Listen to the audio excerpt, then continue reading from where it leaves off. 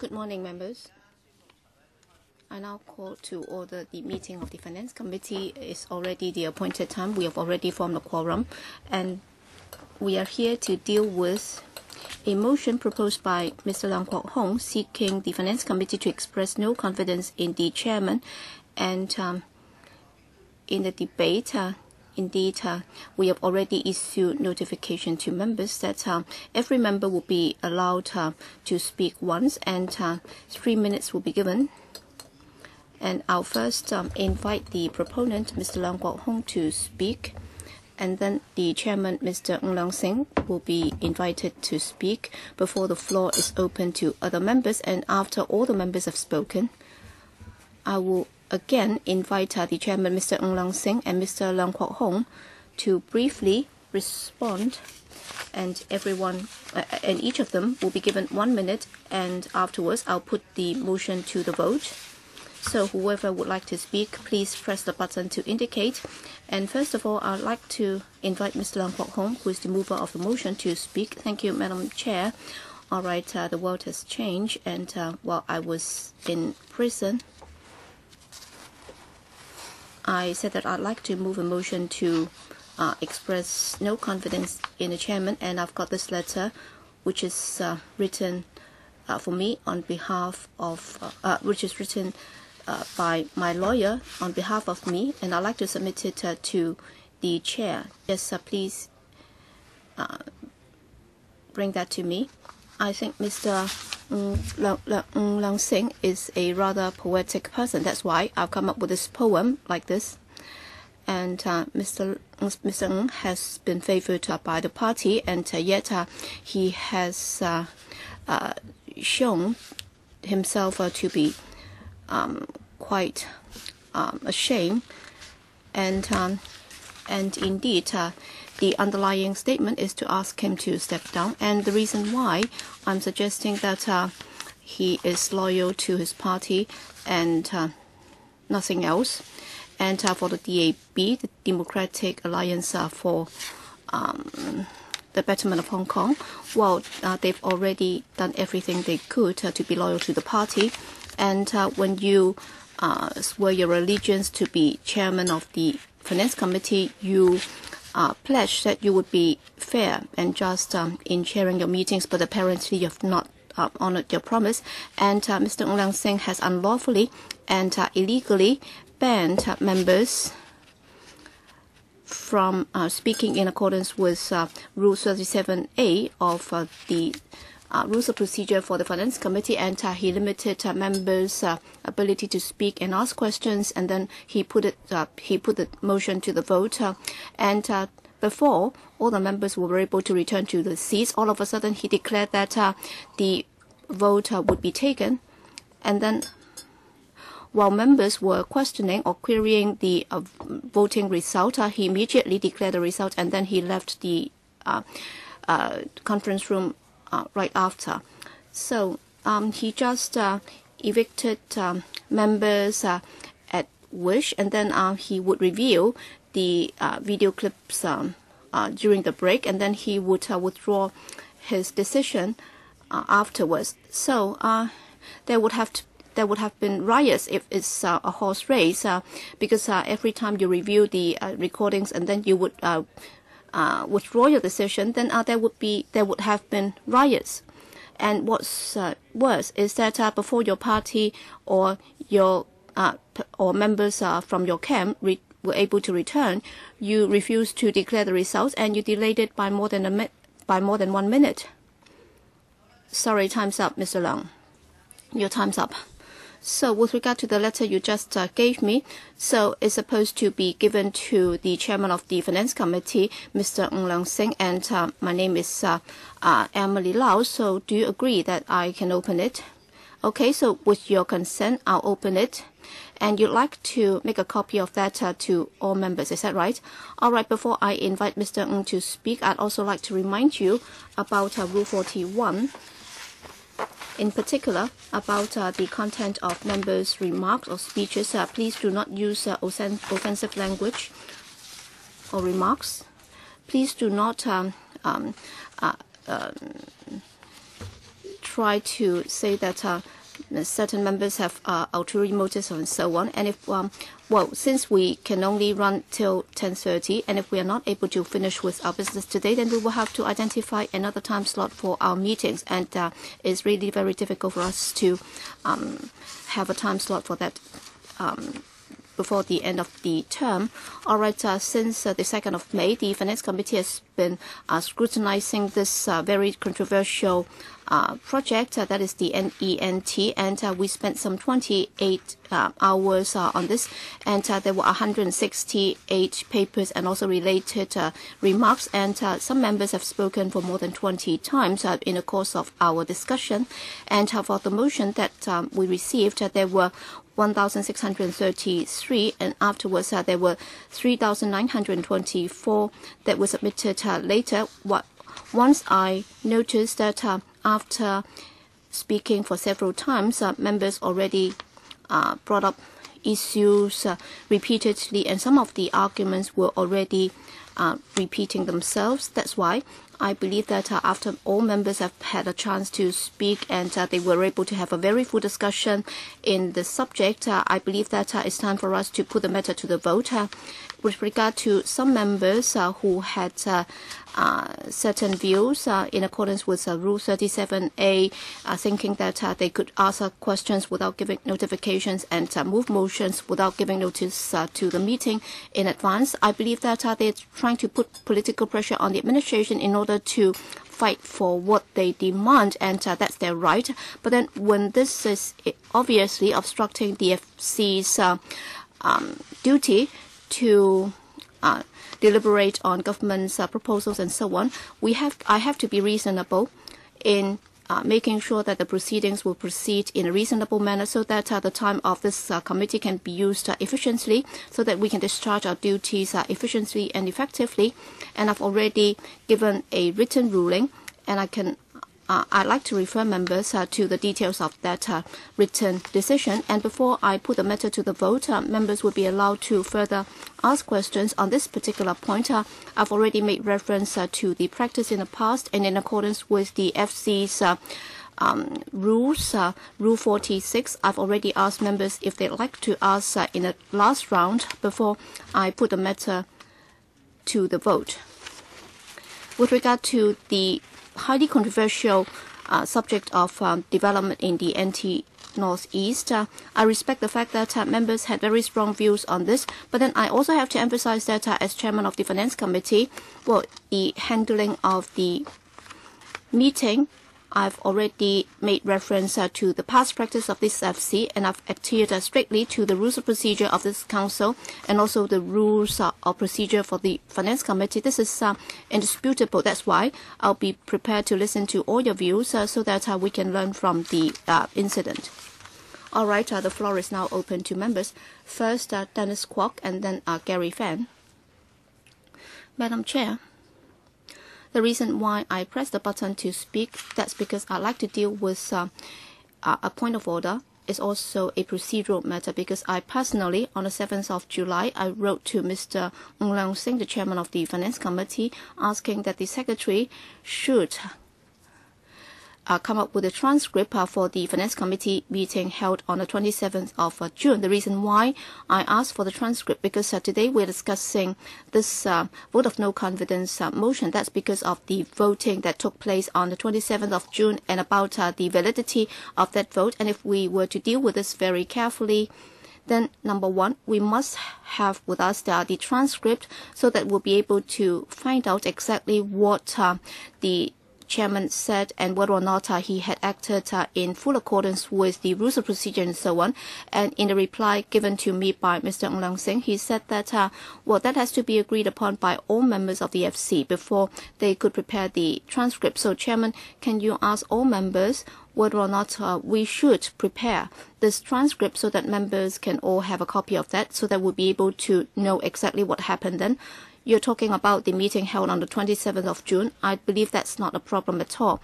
Yes, Mr. Leung, can I ask the legal advisor, with regard to the remarks made by Mr. Hon LEUNG Kwok-hung, is it that we need to have the consent of all members before we can prepare the consent? Secretary, I don't think that's if it's not lawful, then there is no need for us to discuss it at all. Well, in accordance with Rules of Procedure 7 of the Finance Committee, well, with the agreement of the chair, can I read that out briefly? Yes, I'm sure they have all got that. Well, Para 7 says that, generally speaking, the secretary of the committee will prepare the minutes of the meeting with the agreement of the chairman. If there is a need for us to provide any parts of the minutes or transcript of that, then we will have to, we can make arrangements for the production of such a record, but then we will have to have the chairman of the, we will have to have the agreement of the chairman. So it says that, so Para 7, line 4, where the chairman with the agreement of the committee determines to prepare a verbatim record, then that can be done. All right, there is no chance for him to ask questions. Mr. Kwok, is that what you meant? Well, in the letter, he did not say whether or not he agreed. He just said that, well, what you can do is you can ask other members. All right, we have so many members here, so can we spend a few seconds? So do we all agree that we can prepare the verbatim record, because it's very simple, and this is a very important record. So whoever is in agreement, please raise their hands. So is it that you don't even want to allow them to get a verbatim record? Those against, please raise your hands. We are against. We are against. We do not object. All right, there is no objection. Mr. Kwok, you can get the record. All right, there is no objection, right? So we all agree, but then that will not be available right away. So you can continue. Mr. Kwok, all right, we have now dealt with the verbatim issue. Next, I'd like to turn to the vote that took place on the 27th of June. All right, the validity or the lawfulness of it is being challenged. And if you look at our past practice, well, under the general procedure, all right, if the voting result is queried, and if some members suggested that they'd like to seek a judicial review, then under the FC, we should have set up a select committee to review whether or not the procedures that took place on that particular day was problematic, or whether or not the procedure was not lawful at all. So there was a precedent in 2011 regarding the Country Parks Amendment Bill. Now, LegCo and government were arguing over the constitutionality, and so a committee was formed, and so under the FC's rule number 3, a committee was set up to look at the legality of the June 27th debate. So, Chair, I think we should follow Rule 3 of our rules to check the legality or validity of the discussion and voting results on the 27th of June. Now, many people want to speak today, but the motion on table is a vote of no confidence of the chairman. Now, if a lot of members agree with you, then we can deal with this on another occasion. We now have Gary Fan. I support Mr. Leung's motion. Now, Mr. Leung Sing is guilty of 10 issues. Number 1, conflict of interest as senior member of Bank of China as well as other company. There is conflict of interest, and he doesn't really understand the rules of meetings. And then on the 20th of June, he was using double standard. He protected the party in favor of the government, and there was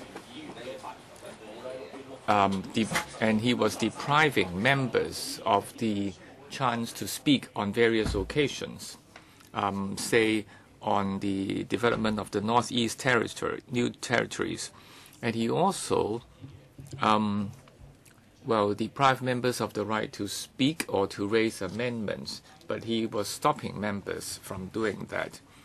And he also dodged the issue when many members of the public gathered outside LegCo, and he left the building rather than face the public. And he could have resolved the conflict. And he was also being irresponsible. He amended the very controversial Northeast NT Development Bill. He postponed it, and he did not exercise his right as a chairman to ask for a postponement or a delay, even though we asked for this in the meetings. But he simply said that he had to respect the government. And then he also twisted the facts. Now, on the 13th of June, when there was controversy,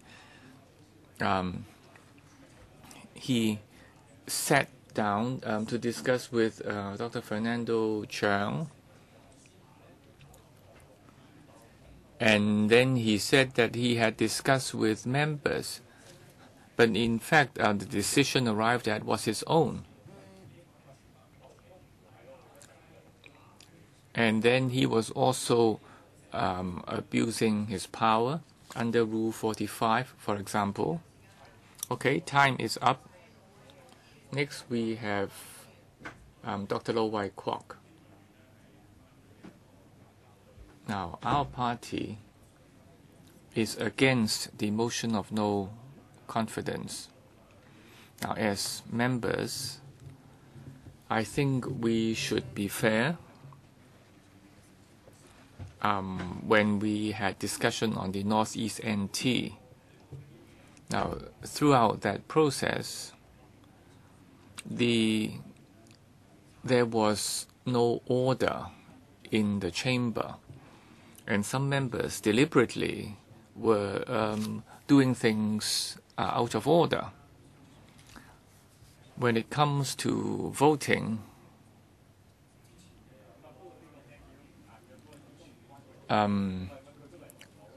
there were postponements as well as adjournments. And if there were any special motions,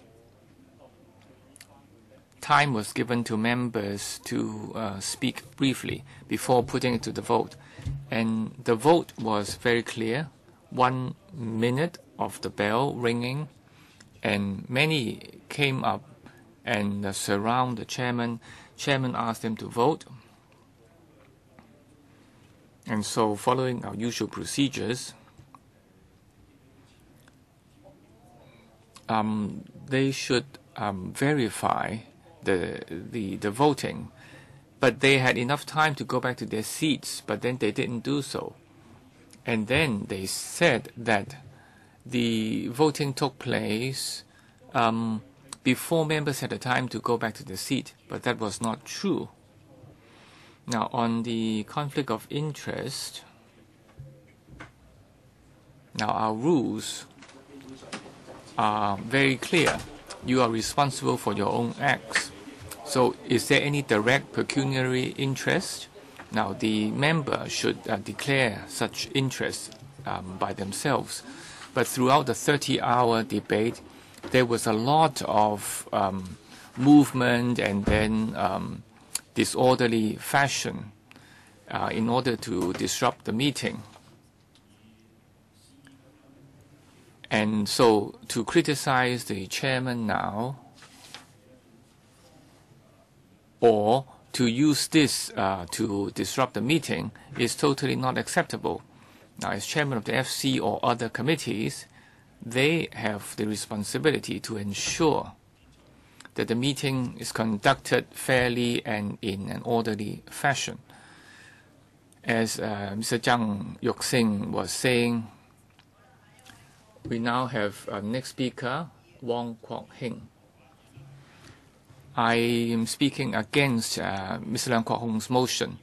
Now, Mr. Leung's motion is really the opposition party making a false accusation.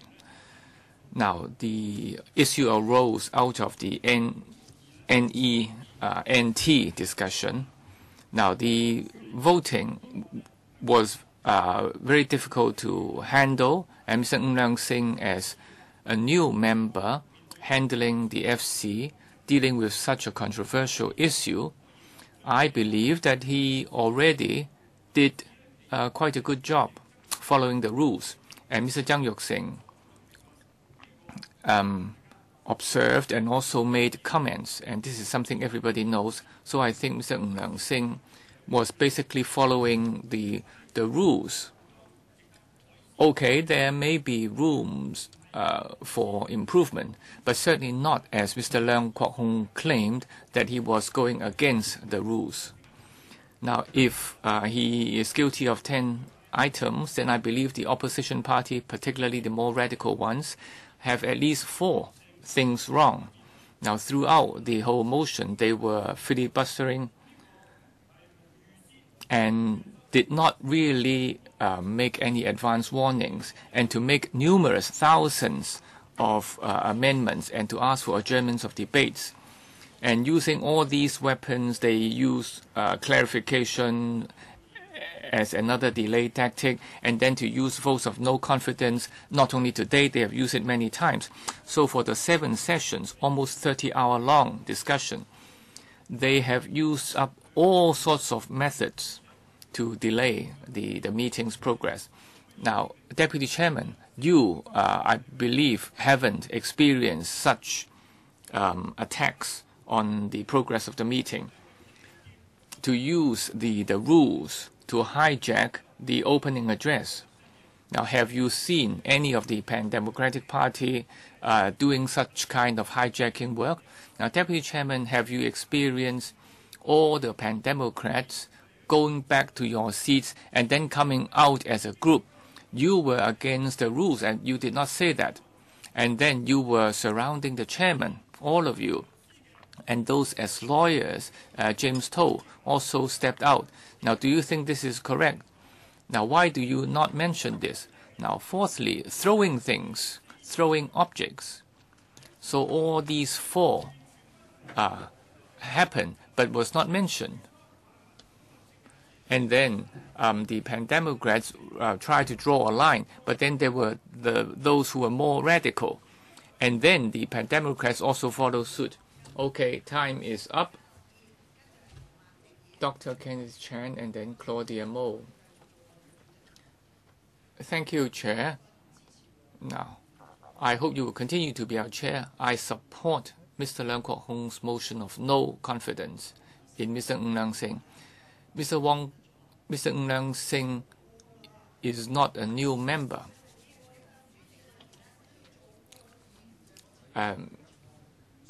Dr. Chan, please address the chair. Yes, I was just trying to clarify his mistakes. He has been a member. He has been a LegCo member.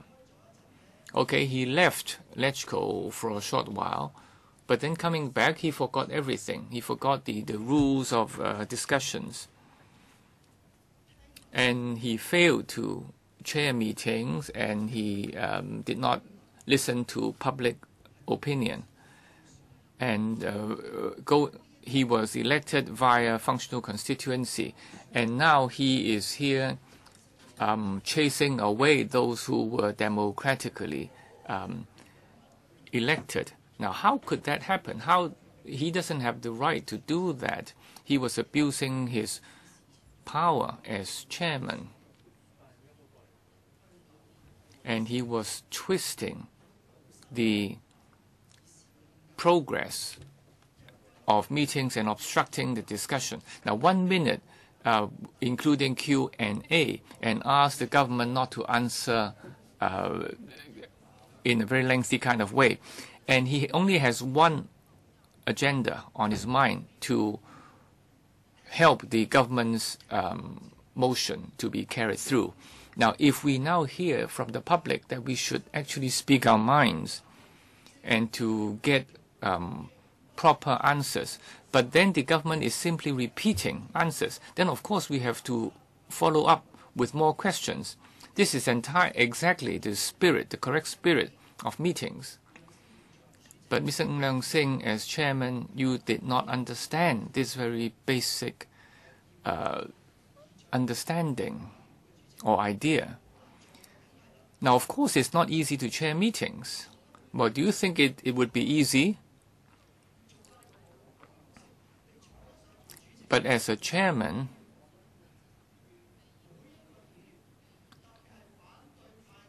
you should allow all members, especially those opposing the motion. Now, your very long list of statistics is meaningless. It simply shows that you do not have the power and you do not have the knowledge to do things. Totally unprofessional, and you should have stepped down long time ago. Next, we have Claudia Mo. Thank you, Chair.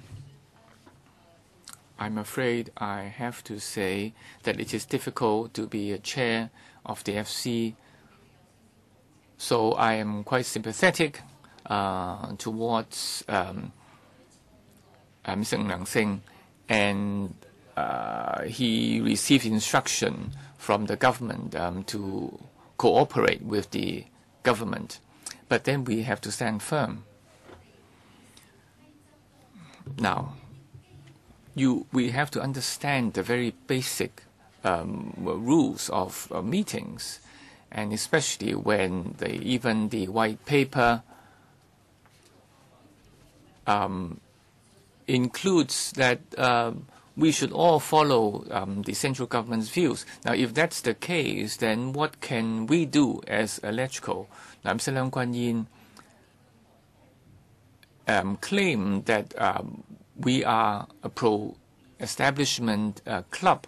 Now, on the 27th of June, on the Northeast NT voting, now, the legality is really called into question. So I have to agree with Mr. Kwok-hung that we have to set up a committee to investigate whether that was legal or valid, because many members were standing outside protesting, and if you looked at the videotapes, the chairman said, you should go back to your seat and cast your vote.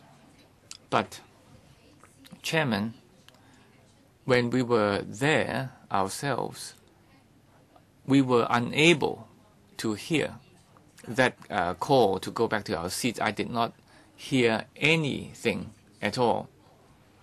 Now, to announce the...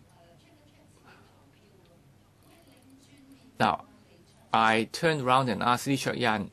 Only then did I find out that it was a time to vote.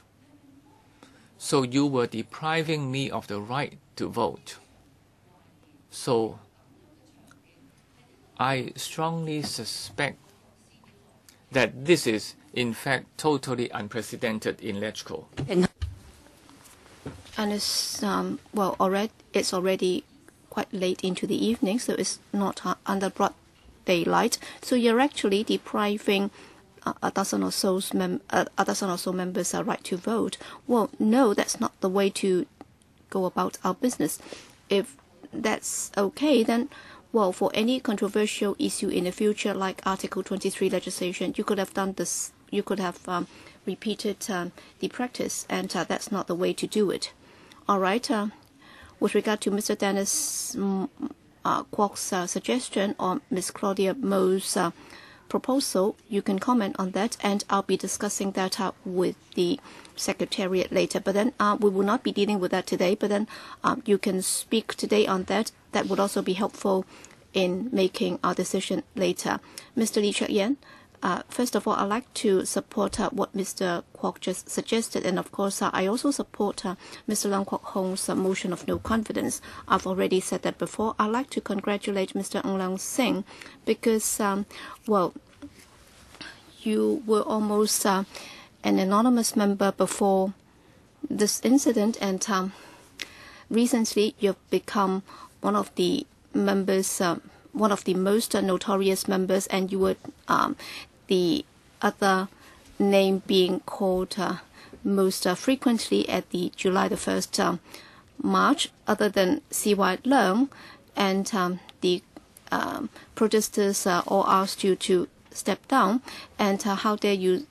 Well, C.Y. Leung said that there was no problem with regard to the relations between the executive and the legislature, and according to the pro-establishment camp, Mr. Hon LEUNG has not done anything wrong at all. I think it's a major problem, and indeed Hong Kong is in deep trouble. I think, number one, he's incompetent. He doesn't know the rules of procedure.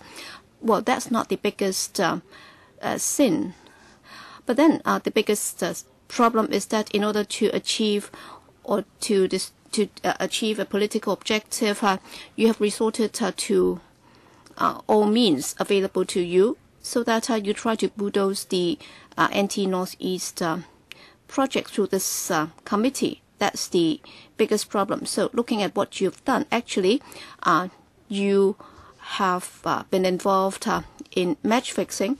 So you blew the black whistle, and you actually reviewed the videotape, and after you learned that you had got it wrong, you withdrew the decision, and you actually even tried to change the clock, and instead of putting the matter to the vote after a minute, you actually delayed it by 117 seconds, and then on June the 27th, you did not allow time for members to get back to their seats, and then you put a matter to the vote. You also violated Rule 46 by not allowing members to speak, and you were also against 37A without asking questions, without allowing members to ask questions before putting the matter to the vote. And finally, you just rudely put the matter to the vote. So you have broken so many rules of procedure, and in the end, the ultimate objective was to help the administration by bulldozing the anti-Northeast project through this council. There was no communication at all with the residents in anti-Northeast. You did not communicate with members of this council, and you just helped the administration to bulldoze it through the council, and you will go down in history as a man of sin. Mr. Tam Yu Chung. Well, I speak to say that we are not in support of Mr. Dennis Kwok's proposal, and we are also against Mr. Leung's motion. Well, when Mr. Leung spoke just now, I thought that he had turned over a new leaf, but then he continued to attack the DAB. According to my recollection, over the past 20+ years, I've never seen in this council, including FC meetings, such chaotic situations and scenes. It's not something that just happen ad hoc. Well, it's not a row caused by a handful of people, and then Kenneth Chen just now tried to smear Hon LEUNG about his background and so on. I don't think that's the right approach. All right, as chairman of the committee, and if he did not act in accordance with the rules of procedure, you will have to prove him wrong. And if he has been found to be guilty of that, you can always substantiate your claim. But then you should not just smear him, saying that being an FC member is almost like a crime. And he also interrupts, so it also shows that he doesn't know the rules of procedure. And also Claudia Mo said that her right to vote was deprived. In fact, on the day of vote, 2 members from the pan-democratic camp were able to vote. How come the other members were deprived of their right to vote, while the 2 members were able to vote? And also, Mr. Lee Cheuk-yan also spoke to speculate the motive of Mr. Hon LEUNG, the chairman of the FC, and that's also not in line with the rules of procedure. With regard to the vote to the division bell, well, even at council meetings, after the bell has rung, well, some members might rush in. The president would also allow members to check their votes again, and then he would allow for some time for the members to vote. So this is no big deal. So please do not say that Mr. Hon LEUNG has not done it properly. So you've all listed out the mistakes that he committed. I think these are all trumped up charges, because any meeting, if the situation was so chaotic, then the chairman would find it difficult to conduct the meeting. And sometimes when he made decisions, he would also have to look at the response of members at the time. And sometimes he would make adjustments in accordance to members' reaction. Well, initially, for those from the pro-establishment camp, we felt that, well, how come you allow them to speak again when they just shouted a few words and make certain remarks and so on. I think he has tried his best to ease the tension and the atmosphere at the meetings. I think he never threw a temper. For anyone else who was here, he would have thrown a temper. All right, Fernando Cheung and then Ronnie Tong. Madam Chair, I speak to thank Mr. Hon LEUNG. I think he's remarkable. He has done an incredible job because within a matter of weeks, from his personal performance, because of his personal performance, the entire pro-establishment camp, the entire regime's ugliness was shown. Number one, he got no recognition at all. He did not win any vote at all. So this regime did not have any credibility at all because it's not elected by the public. And for the pro-establishment camp, if you look at the number of votes that they got, it's a lot fewer than the votes that the Democrats got. So there's no mandate from the public. And the mandate came from the overlord. And they had no common sense at all. He had no sense about the rules of procedure. He did not have any idea as to what he was saying. Do I have to elaborate on this, or as to how he interpreted the rules and how 1 minute became 2 minutes, and then after he kicked somebody out, he allowed them to come back in again? All right, he exposed that all in front of the 6 million people of Hong Kong. He showed the situation of this council. This is quite a disgrace for Hong Kong. And the reason why Hon LEUNG is here in the first place, because he represents his bank and also a lot of interests involved. There were a lot of interests involved.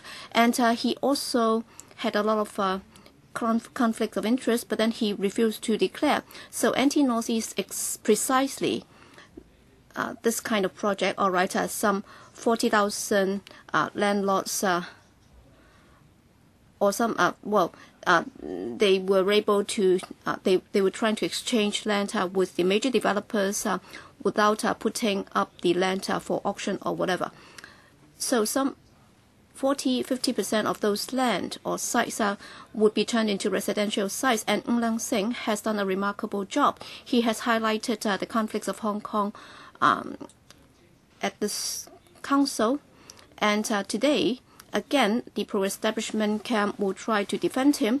All right, after some criticisms and so on, they will continue to transfer the interest, and they would continue to bully us, and they would continue to stand over our dead bodies, and they will continue to say that Mr. Hon LEUNG has been too easygoing. So according to the pro-establishment camp, he was too easygoing. So is it that this regime would like to continue with this practice?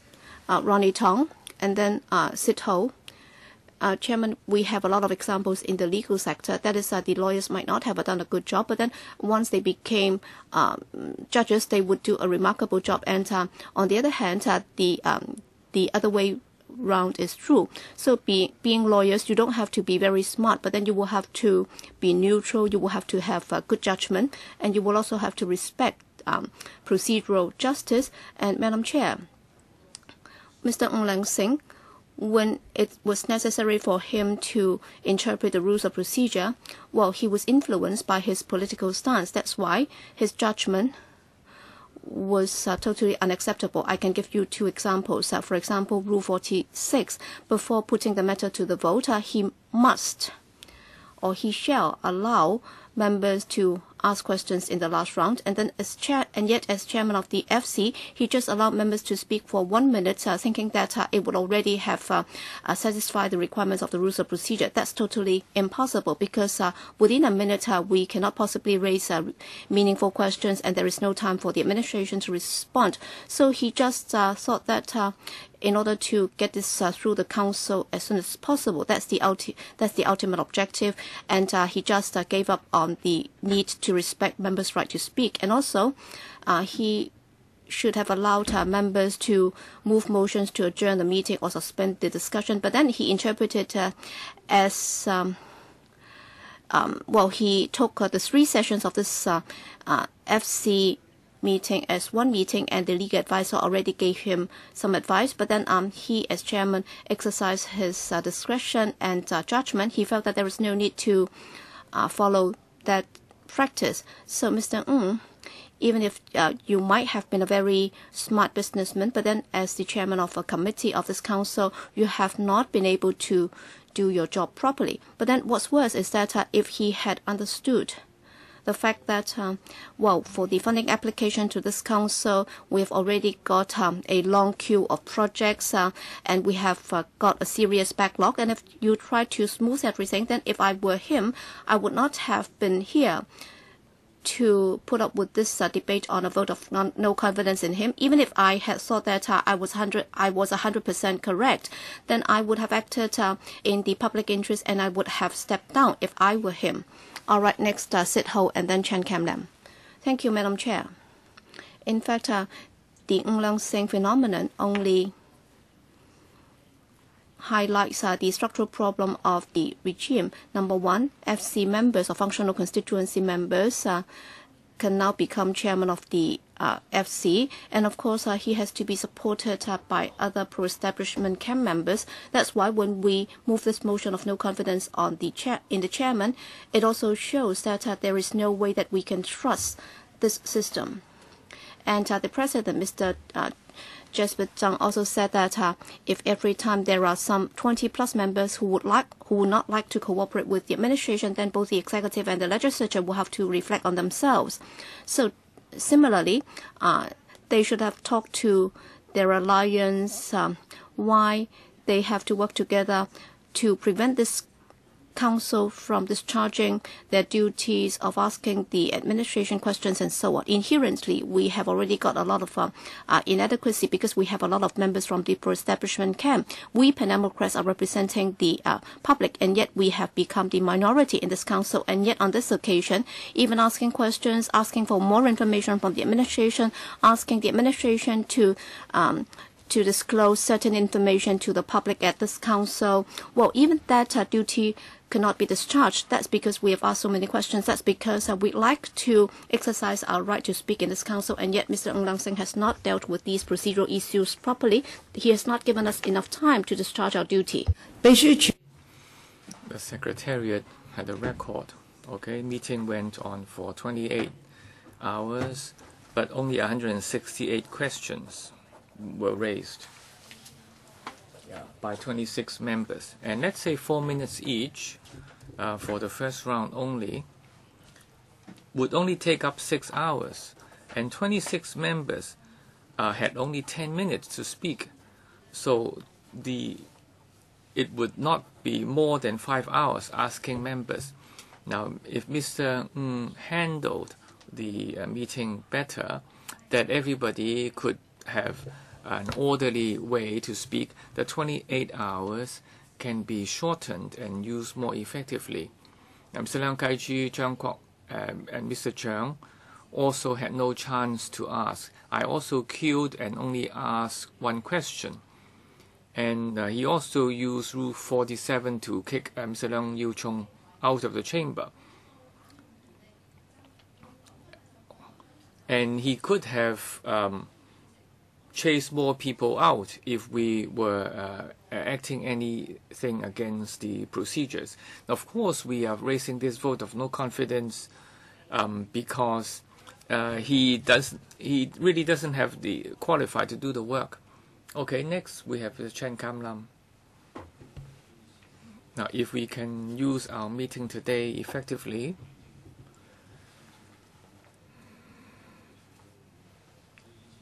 we can approve 5 or 6 proposals from the administration. That's our usual progress. I have heard colleagues from the pan-democratic camp criticizing Mr. Hon LEUNG. And this is totally unnecessary. They were fabricating accusations as well as personal attacks, totally uncalled for. Now, in the chamber, we have members from the FCs and also from the democratic camp. Quite a few are from the functional constituencies. So if you criticize Hon LEUNG, you're also criticizing yourself as well as this particular chamber. Now, from the start, from the New Territories Northeast development, there was a lot of filibustering going on by the democratic camp, and a lot of measures were resorted to, both from inside and outside, in order to attack the work of the Legislative Council. Well, ever since any public works or at the PWSC stage and definitely at the FC stage, not targeting the project itself, but rather targeting the pro-establishment camp.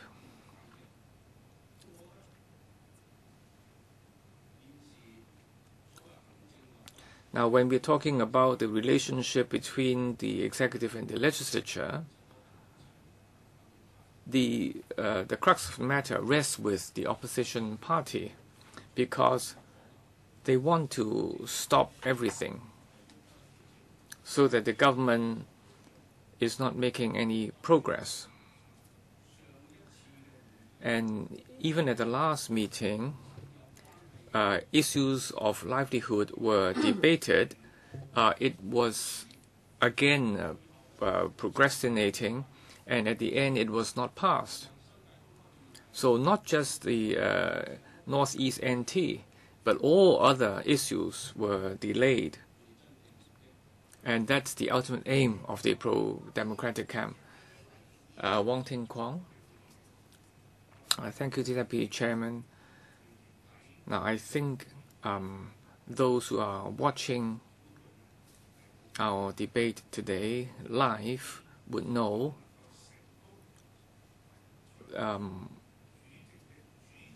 whether a meeting succeeds or otherwise depends not just on the chairman, but also the cooperation of the members. Now, when Hon LEUNG was chairing the meeting,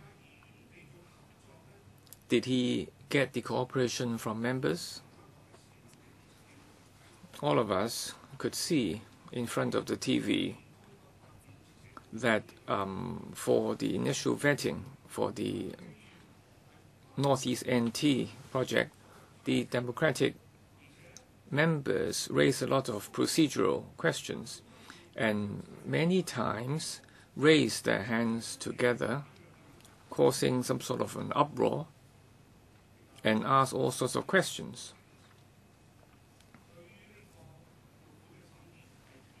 Now, the scrutiny of the funding started off with a conflict of interest with Mr. Hon LEUNG. I feel surprised. Now, there are many accountants and professionals in the democratic camp.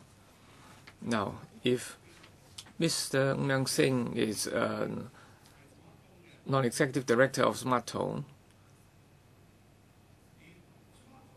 and Smartone itself doesn't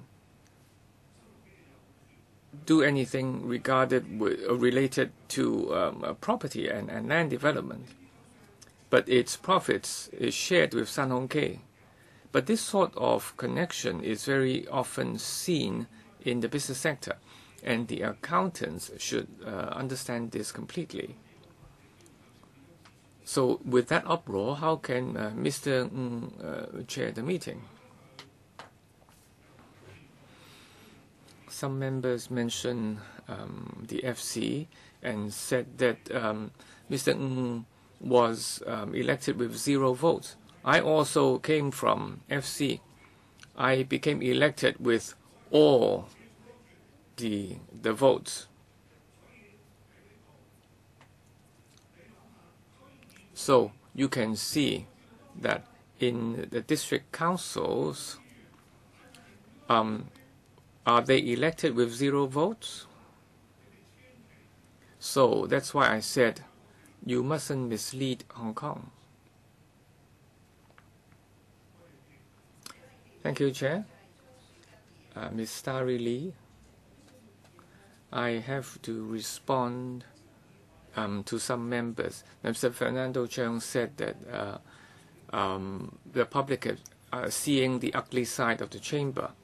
Now, there was a time when we criticized the government for not providing enough land, but now there is development of the NT Northeast, but now members are saying no. And so whatever the members, democratic members are doing, they're trying to store what the government can do. The government is unable to make any progress, not even an artificial island. So on the one hand, we criticize the government not doing anything, but when the government comes up with a plan, again, it's being criticized. So I think these opposing members should be held responsible now. And Ms. Sit-ho also raised something very ridiculous, and to allow any filibustering to go on, that is really very unreasonable, because once we have the filibustering, there's no end to it. Members of the public ask us when we can put the issue to the vote. I said, I don't know. You have to ask those people who started the filibustering. Now, is this being reasonable? How come with 70 members, there are only a few members can succeed in hijacking the whole meeting? So this is showing or revealing the ridiculous side of the meeting. And we have nothing to stop people from filibustering or causing further delays. Now, some members say that they could not have enough time to ask questions, but you have to understand that there are different ways to ask questions. And when meeting started, only a few members wanting to ask questions, and some joined in later on. And if members want to ask questions, they can do so through other means, or to ask questions after the meeting. And Mr. Leung Sing wanted to protect that the procedures can move on smoothly, and he stopped the filibustering. So I hope the public will understand who is actually holding up the progress of the meeting. Christopher Chung, Deputy Chair. Now, the Nazis of Germany once said, if you repeat a lie 1,000 times, it becomes truth. Now, I think the opposition party is really using this tactic to unfairly criticize Hon Leung Sing, to smear him. Now, is it the case that they only had 1 minute to speak every time? If that's the case, how come the meeting lasted 7 days and 30 hours? Now, who spoke most? The opposition members or the establishment camp? Now, you all know the answer. Now, we now have this motion at hand. That's because somebody lost his mind staying in jail. Why was the voting time lengthened?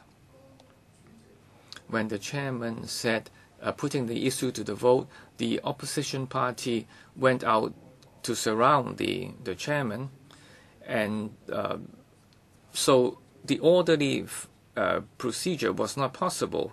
and the chairman asked them to go back to their seats. So even with the lengthening of the voting time, it was not for the establishment camp to come back to vote, but also to ask the opposition party to go back to your seats to vote, but you didn't do so. So with the lengthening of the time, you all have equal chance to go back to vote. So why do you say this is not fair? You are saying that this is only for the benefit of the establishment, but that is not the case. You gave up your right to vote. Also during the second round, now you now question the validity of the 27th of June meeting. Nobody asked you to leave your seats because you were told that the issue would be put to the vote because you were not satisfied with the results, and so you left the seats to protest. It's not that you have left the seats and then the issue was put to the vote. You were giving people the impression that the matter was put to the vote while you have left the seat, but that is not correct. So, Deputy Chair, if you were chairing, would you consider with the vote if we all come up and stand round your seat? But once you have started the voting, you cannot stop it halfway through. Otherwise, you'll be accused of moving the goalposts. So procedures have to be respected. If you don't follow them, then you are in the wrong. Mr. Albert Ho, I support the motion of no confidence for a very simple reason. Mr. Hon LEUNG lacked the very basic knowledge and power to conduct a meeting. That's all. I don't want to mention other reasons. Some members say that he's relatively new, lacking experience, but this is not valid. If you don't have the experience, then don't take up the post of chairman. It's a very important post, very controversial, so we need somebody who is capable to lead the meeting. And secondly, if you cannot solve problems and if you cannot handle confusion, you have a kind of an inclination to just speed things up, but then you are sacrificing fairness. Now, you lack knowledge and power. That's what I said. Then why do I say this? Number one, you don't seem to know when meeting started, you should handle the matters of procedures raised by members. I agree that many members raise such questions, but that is not unseen, that is not unheard of. Even in our main meeting, that happened, and Mr. Zhang Yuxing had to face the same questions, one by one. So where a question is raised, then he will have to deal with that right away. And if he rules that out of order, then that member will have to sit down so that the meeting can continue. Secondly, many of the controversial decisions were made while the situation was very chaotic or there was a lot of confusion.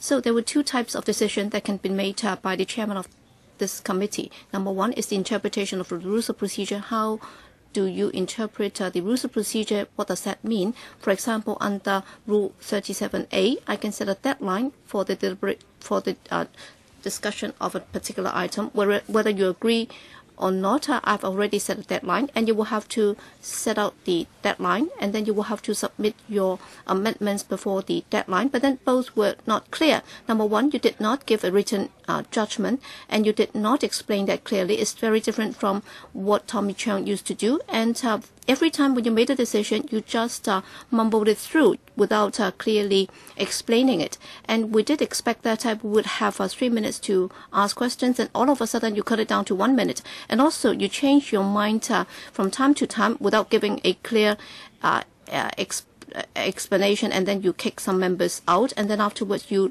withdrew your decision. Next, Raymond Chen and then Martin Liao.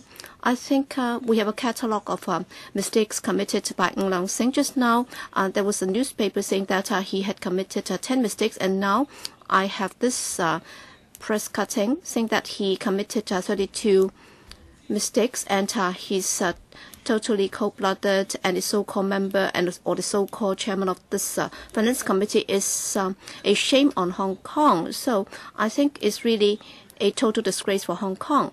Sorry, just a minute, Mr. Tam Yu-chung. Well, at the start of the meeting, we believe that in accordance with the rules of procedure, when you make remarks, you should not make offensive remarks about other members. So I'm sure you have heard them, and apparently you have not dealt with that.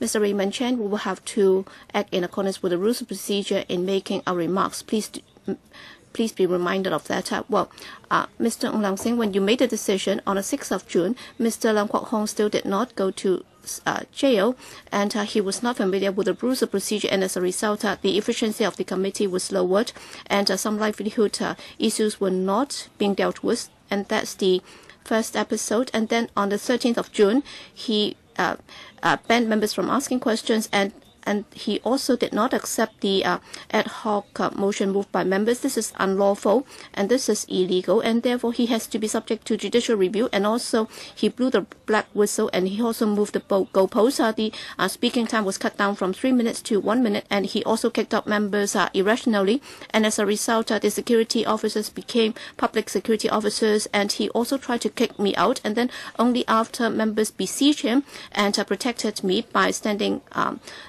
up around me, that he was not able to kick me out. But then the most violent and the most damaging decision was not within this council. It's not about the protesters trying to storm this council building, but then it's within this building. The CY Leung government, together with Hon LEUNG and the establishment camp, they try to collude with one another, and they try to bulldoze the anti-Northeast funding request through this council. If the administration had to rely solely on the pro-establishment camp and also the police before they can continue with the regime, then I think is a case of death.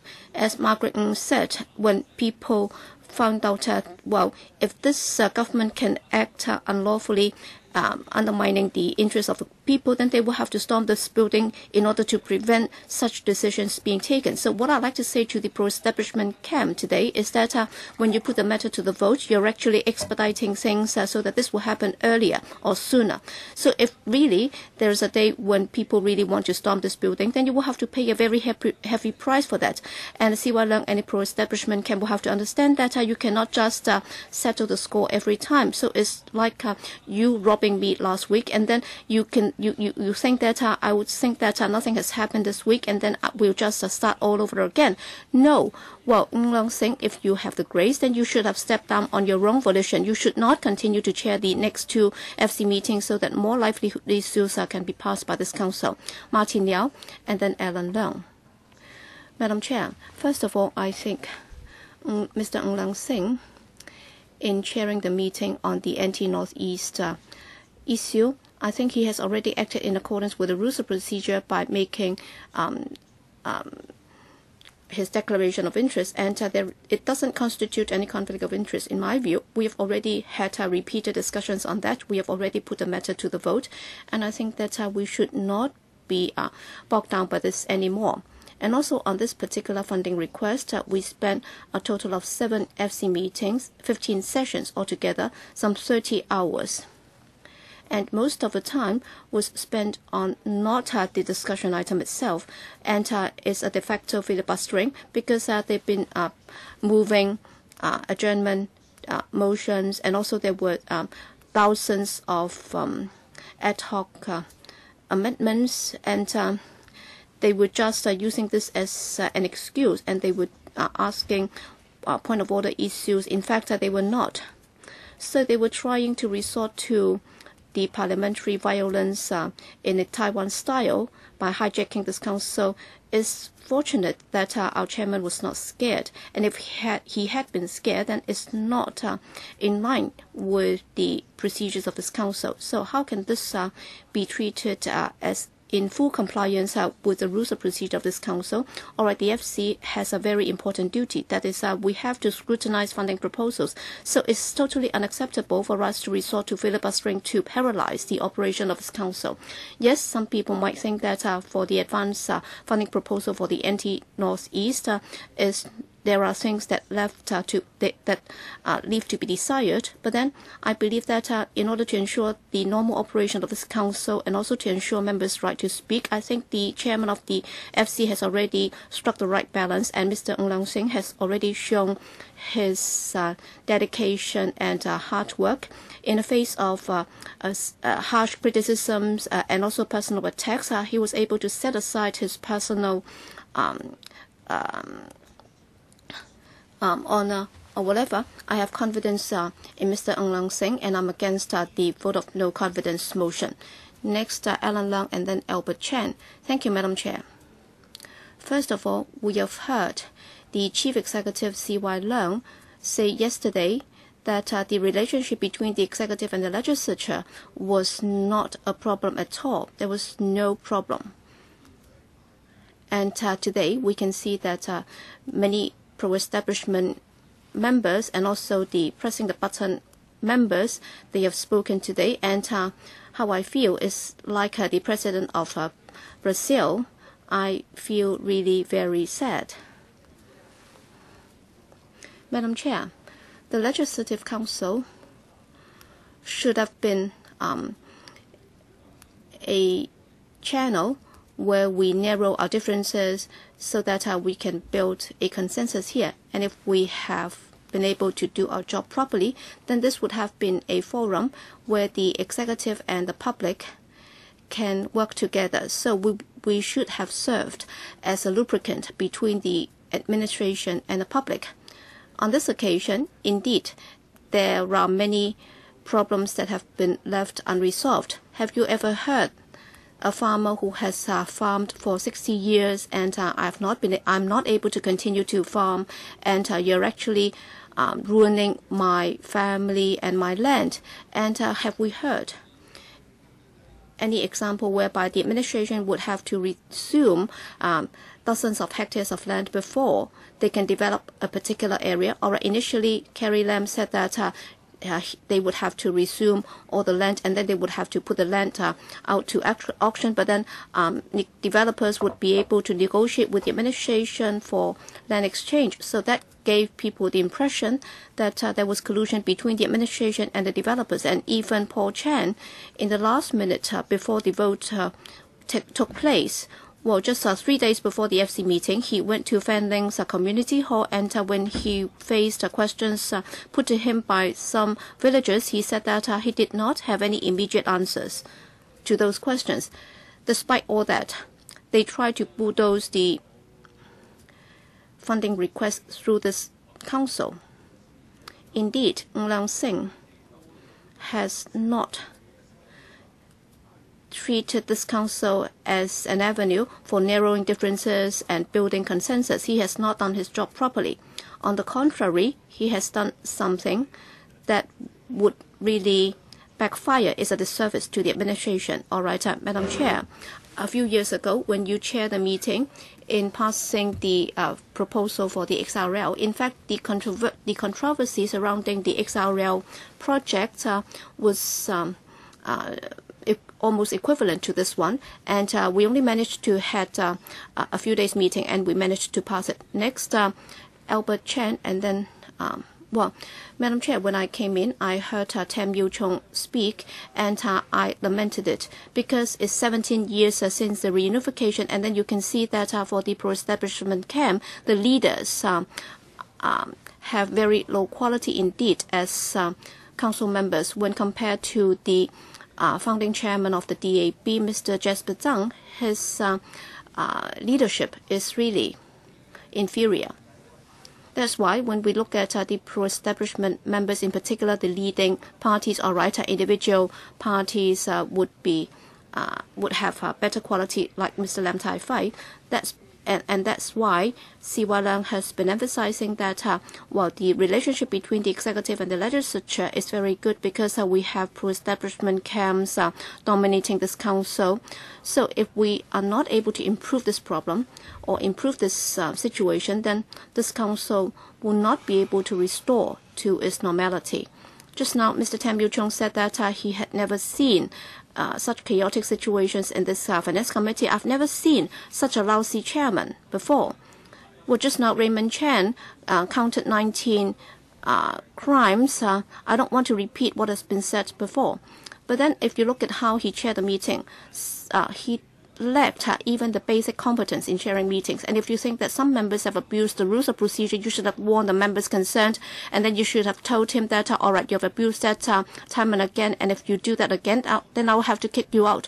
All right, initially, Wong Kwok-hung also told the president at the council meeting, and he said that there's a point of order, and then the president asked, what is your question? He said that, when are you going to allow us to have a dinner break?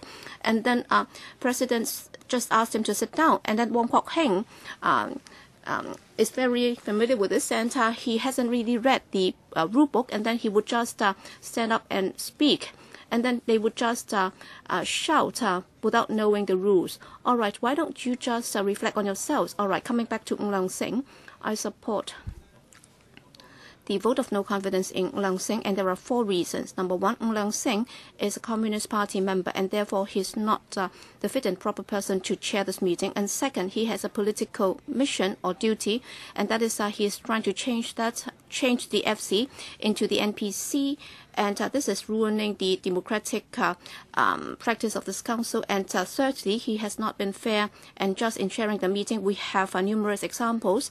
And fourthly, he has totally ignored the rules of procedure and also the conventions of this council in chairing the meeting. He has done a lousy job. That's why this meeting doesn't look really like a meeting. That's why we have to replace him. In fact, next year he will no longer be the chairman, and Tommy Chang will take his place. Leung Yu-chung, and then Regina Ip. Madam Chair, I support Mr. Dennis Kwok's suggestion and also Mr. Leung Kwok-hung's motion. First of all, I'd like to respond to the point made by Ms. Dari Lee. She said that there were many channels and ways to express our views, and there is no need for us to raise questions at this finance committee meeting. If that's true, then we don't need to have meetings at all. All we need to do is to press the button. Well, it's a meeting for us to discuss issues so that we can supervise the work of the administration and the governance by the administration. And if we can resort to other ways and means to discuss issues, then what's the point of having this council at all? And next, Tam Yu-chung also said that he had never seen such chaotic meetings. Of course, because you've become a member since the 80s. And at the time, we had the appointment system. Everybody was in the pro-establishment camp, and we would just press the button to pass the vote. And then after the administration officials have spoken, that would be the end of the meeting. So how, members did not play their roles as supervisors of the administration's performance. Now, Chair, you have dealt with the request of Mr. Kwok. Now, Mr. Kwok, in fact, raised a question, asked Mr. Leung Sing to deal with the issue, but he failed to do so. And also, now in the meeting, the most important thing is that the chairman can withstand pressure and to remain neutral. But I did not see that. But I see an invisible hand controlling, dominating the meeting, obstructing our discussion. And we could not follow the rules and procedures of meetings. And the chairman has to respect members in the meeting. But I did not see that. And if I have a question on procedures, he stopped me halfway through. He seems to know what I want to say, but that is not possible. He said, I know what you're going to say. But this is not showing respect at all.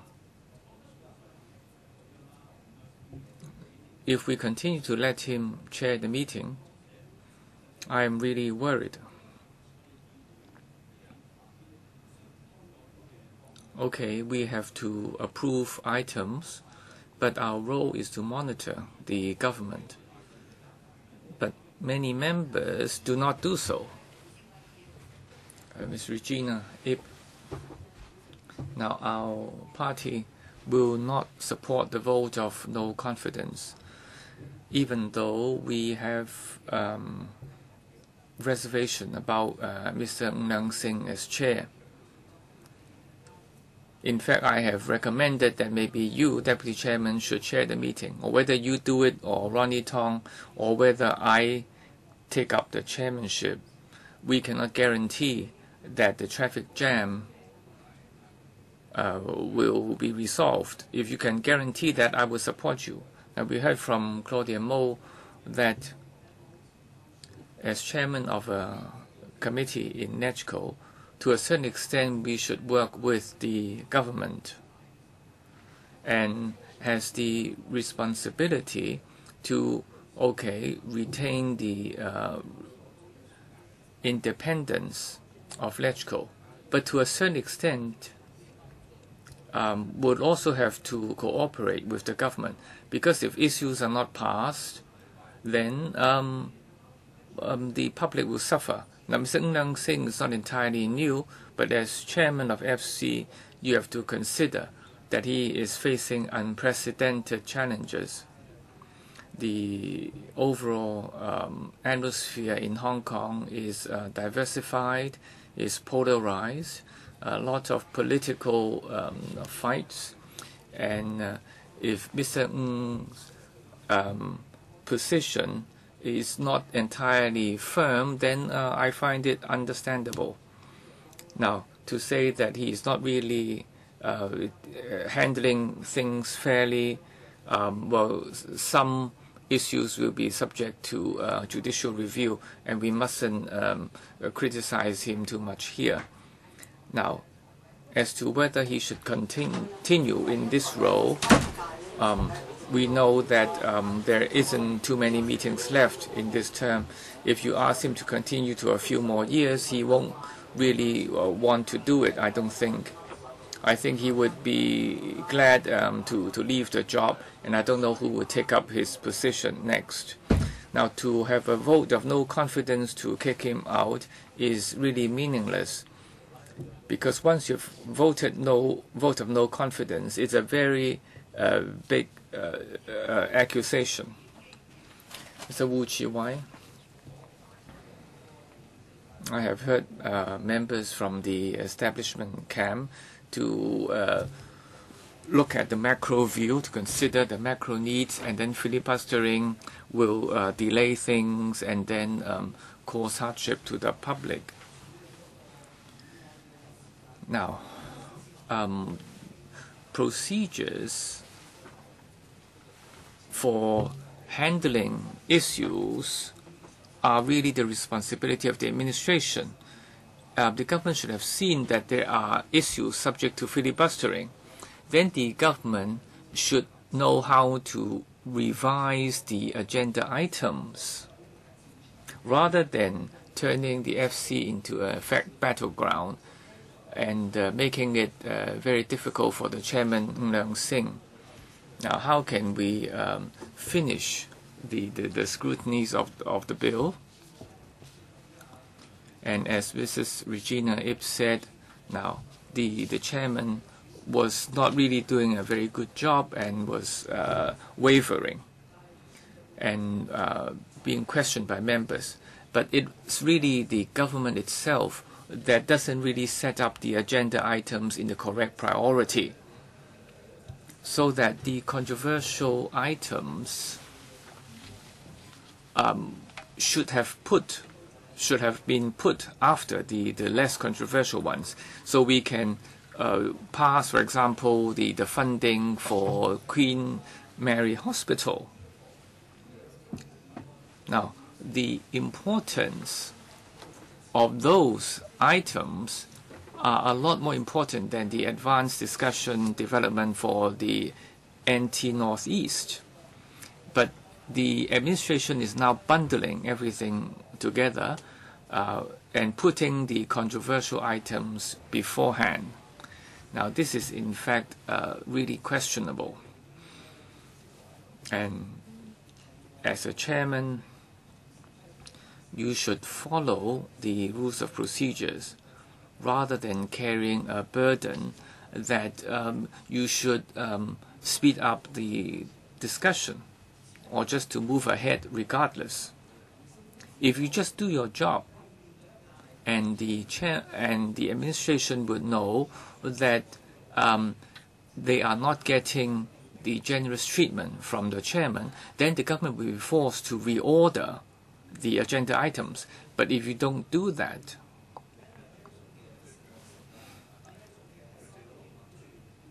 for example, trying just to speed things up, you are depriving yourself the chance to handle meetings properly. Frederick Fung. Just to point out a few facts to show that Mr. Ng is not suitable as chairman. First of all, on rules and procedures, in the 6th and 7th FC, when we were discussing the anti-Northeast, I raised my hand many times, but he was not asking me or giving me a chance to speak at all. I agree with colleague that you should let people speak, and if I speak out of order, then you point that out, but you did not even give me the chance. And then you also interrupted in the 3 minutes. The 3 minutes belong to me, and then you also interrupted halfway through. So it seems that you were debating with the members, and I have never really seen that before. You seem to be provoking members all the time and causing more and more debate. Now, for the voting bell, now for the 6th time, we were given 1 minute, and some members came in, the establishment members, and Mr. Zhang also said, protected them, and yeah, we gave them more time just to sit down. But for the 7th time, before the announcement of the 1 minute, and he suddenly said that 1 minute, and then at 1 minute sharp, the buttons were pressed, and then the results were announced. You should have waited until we go back to our seats. So that is handling things wrong. Now, fourthly, you chased people away twice, and then you corrected yourself.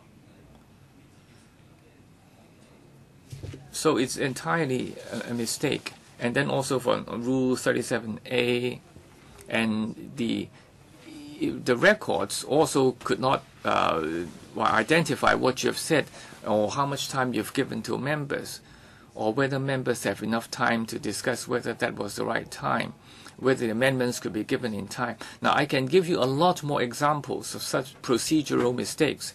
I don't talk about your stance, whether you're from FC or attitude, or you are pro-government, and so on. So I'm going to leave this behind. These are all very important items, and if you feel that these are important items, then you should ask the government to raise those agenda items. But in the adjournment discussion, you did not want, you asked us not to create precedents and so on. Now, so everything put together, you have a situation today.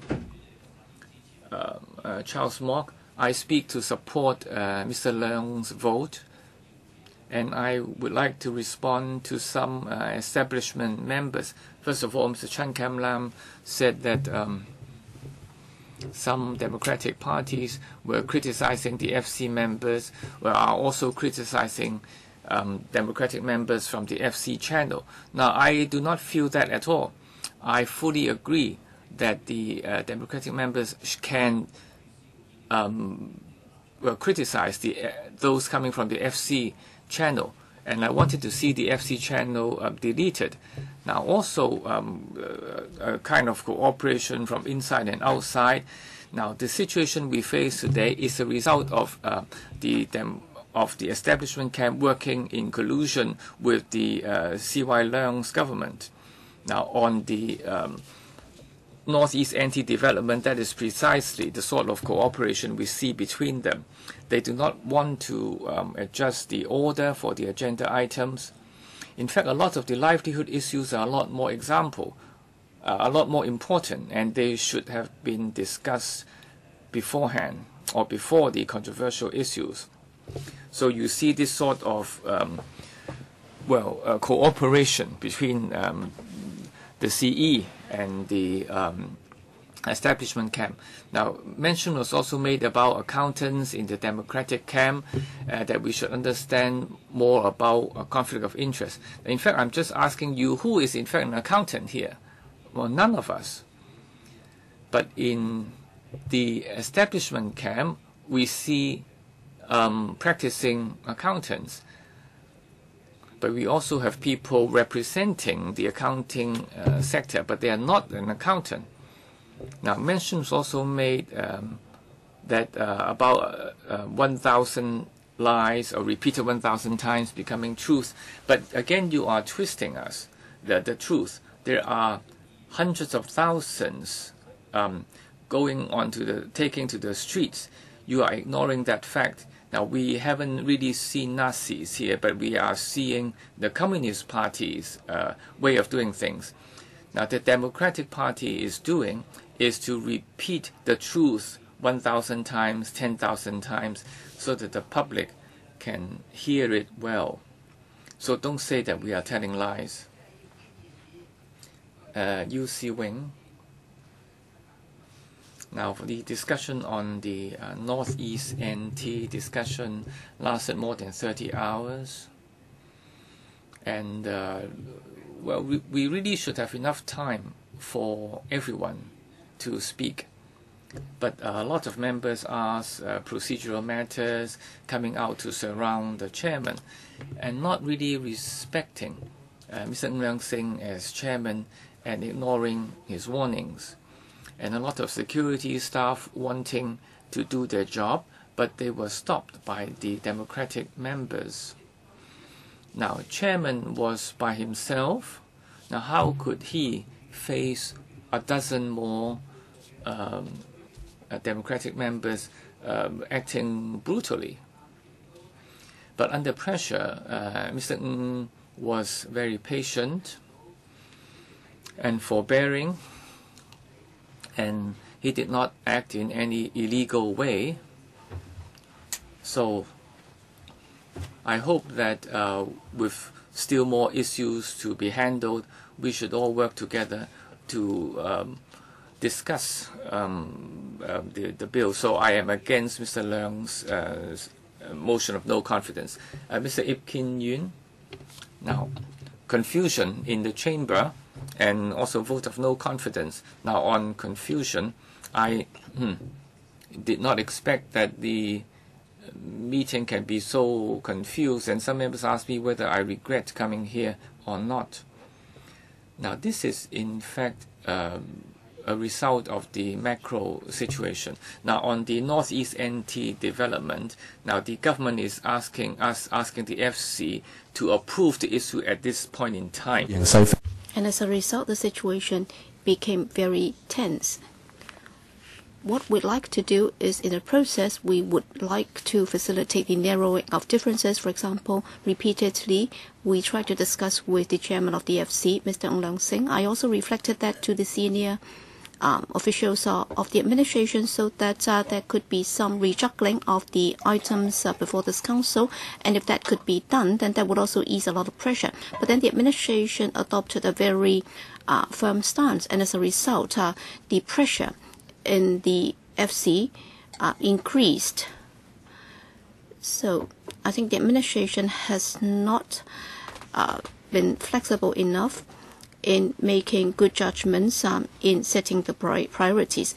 And secondly, on this vote of no confidence motion, when I read this, I think my two considerations are, number one, has the chairman been fair? And number two, is he competent? And by competence, I mean whether or not he has been able to chair the meeting or facilitate a meaningful discussion in the meeting by following the rules of procedure. I think in the process, I detected a number of problems. Many of them have been mentioned by other members just now.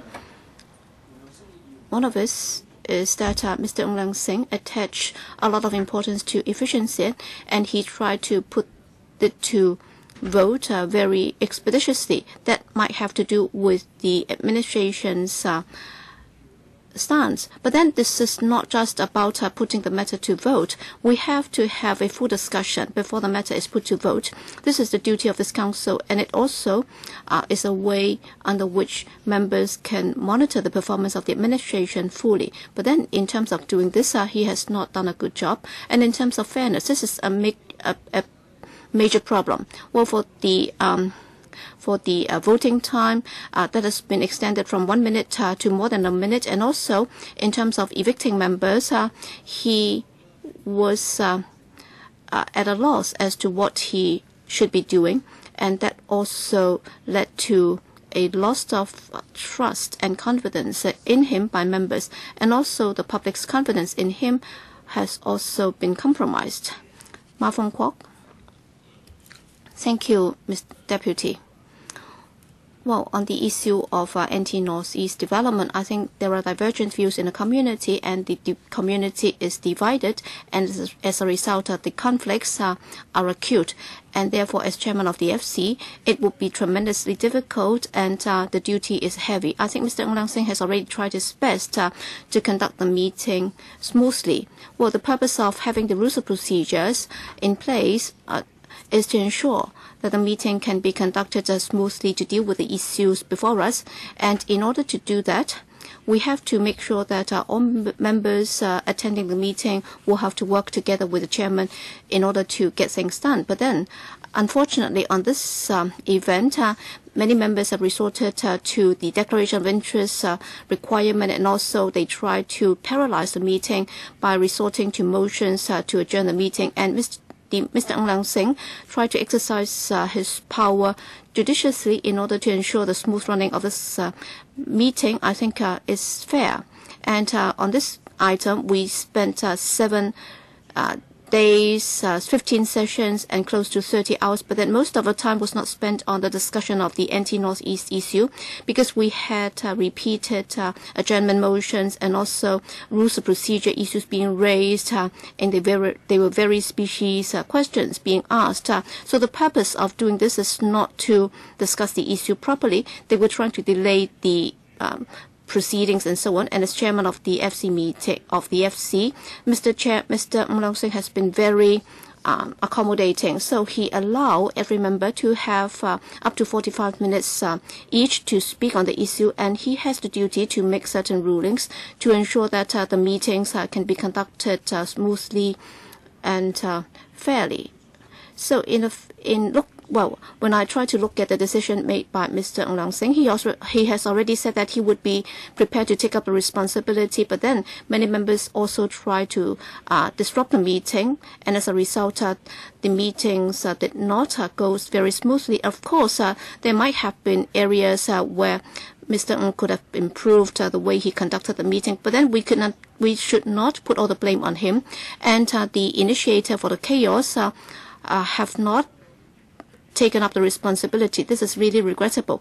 And looking at the June the 27th vote, yes, there were many members rushing in, and if the chairman allowed them to vote, I think that's the long-standing practice of the council too.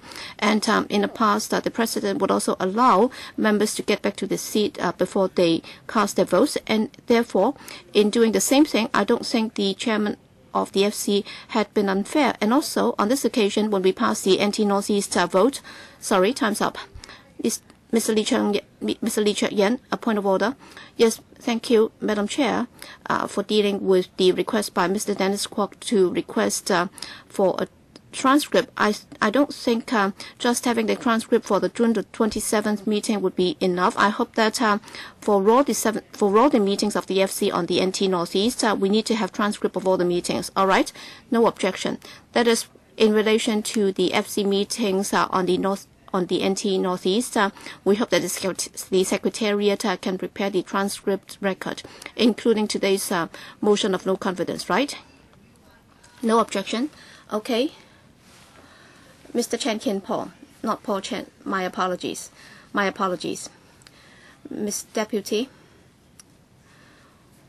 All right. With regard to the issues of this council, if we do not fairly analyze everything and explain to the public, and if we just put all the blame on the administration and the pro-establishment camp, and if we just ignore or exaggerate the conflicts in this issue by inciting the public, saying that there has been class conflicts and everything, then that would only give rise to more uproar and dissatisfaction in the community. I think in the process they might have won a lot of votes, and when the public find out the truth, then they've already completed their term. But then I'm sure their conscience would be subject to a lot of blame and criticism.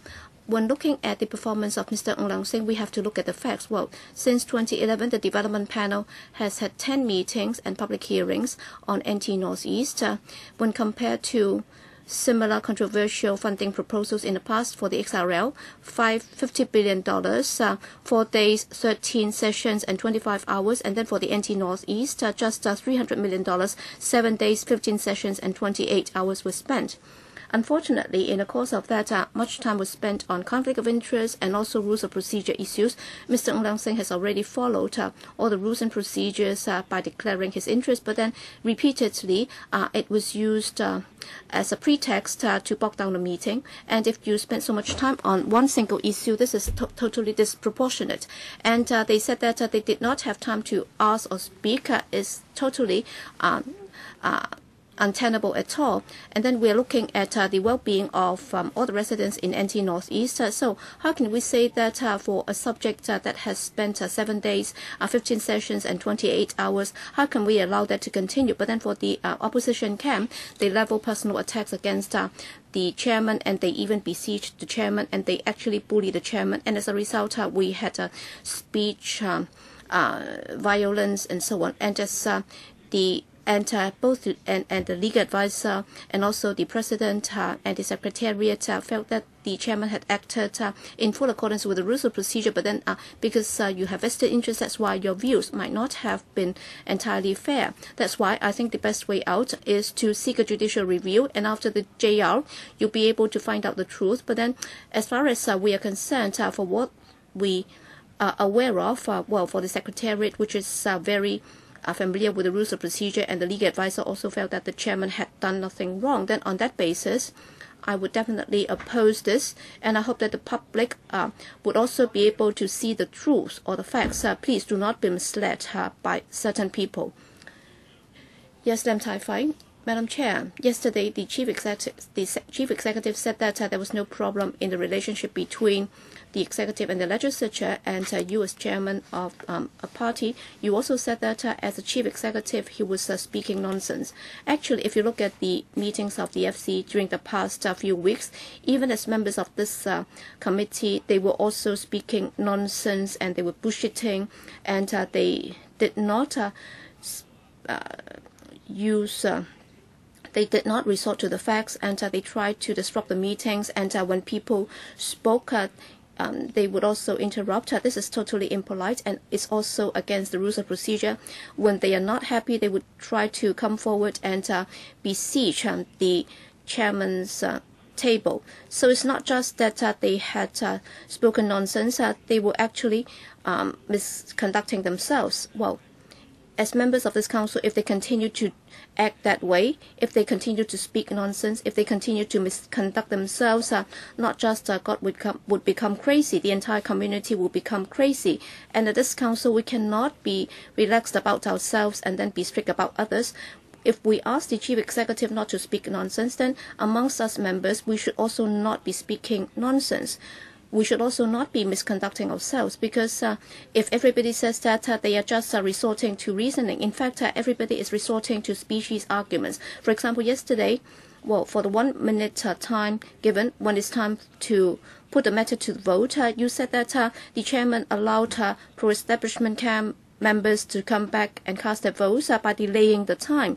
But then yesterday, on that particular day, well, you did not have a chance to go back to your seat to cast your votes, and then you complain. So what's your standard? So for some members, it's almost like the magician in Sichuan.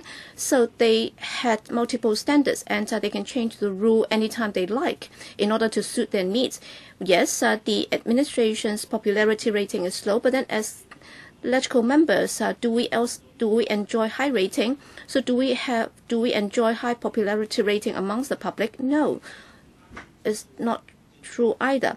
So the public have no trust in the administration, nor do they have any trust in electoral members. And if we carry this motion of no confidence in Mr. Hon LEUNG, it's not fair, because if members of the public are allowed to cast their vote of confidence in all the 70 members, they have no confidence at all in all the 70 members. Should we put all the blame on Mr. Hon LEUNG?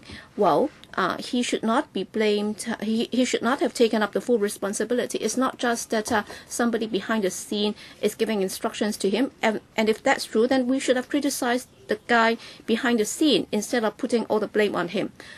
KK Kwok. Madam Chair, I speak in support of the motion moved by Mr. Leung Kwok-hung.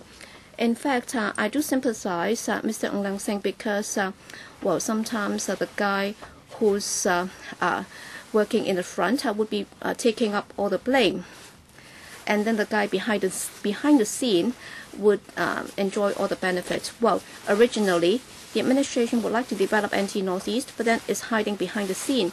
Not once did Mr. Paul Chan attend a meeting to answer members' questions. This is really regrettable.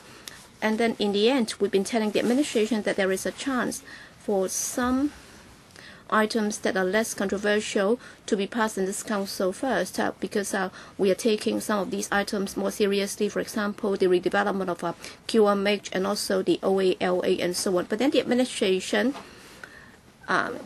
has not yielded to our request, and Mr. Hon LEUNG has not discharged his duty as chairman of this committee. He has not asked the administration to do the right thing by rescheduling the priorities of these items.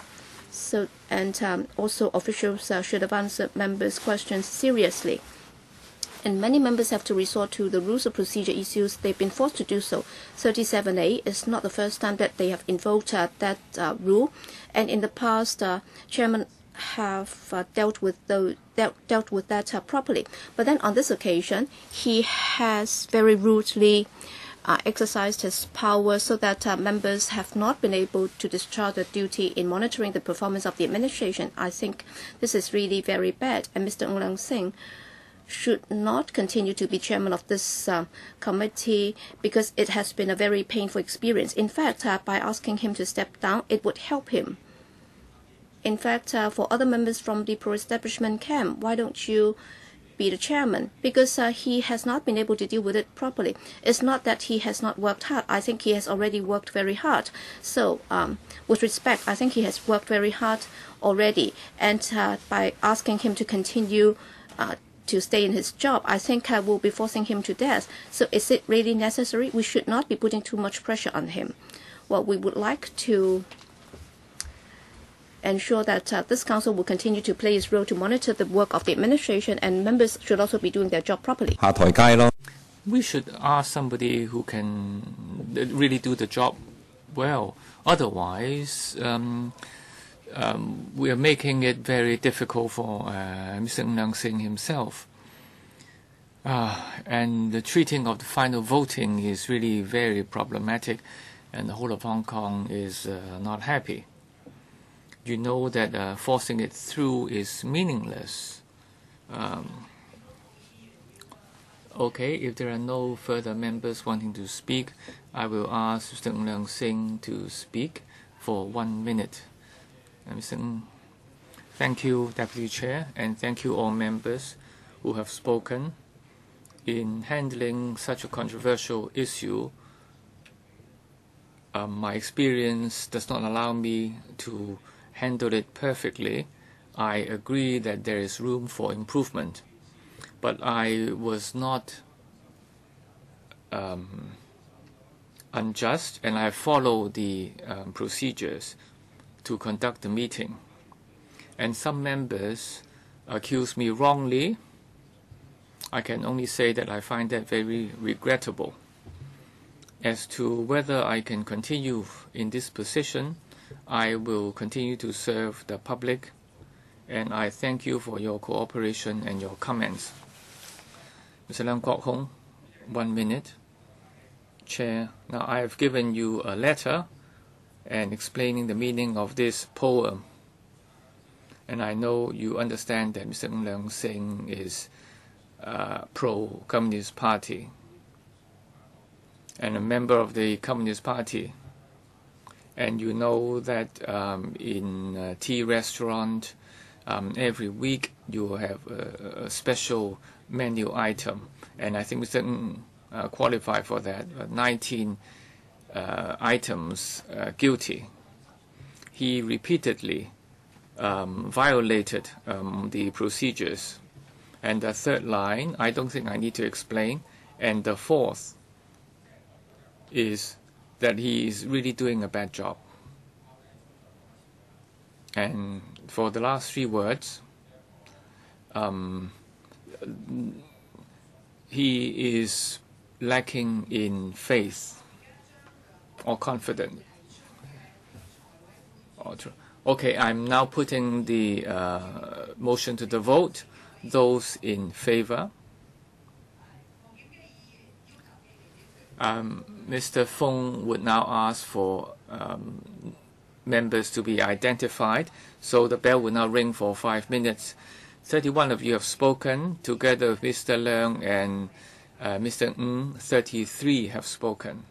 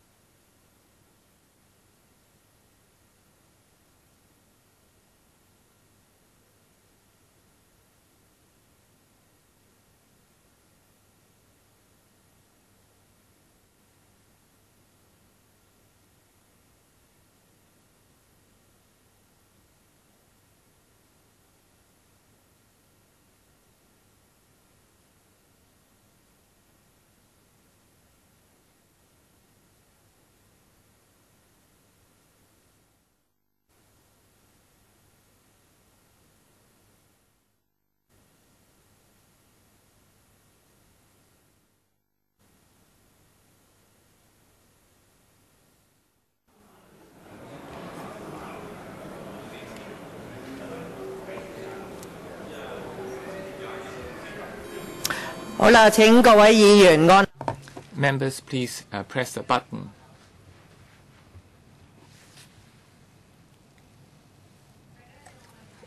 Any questions? Please show the results.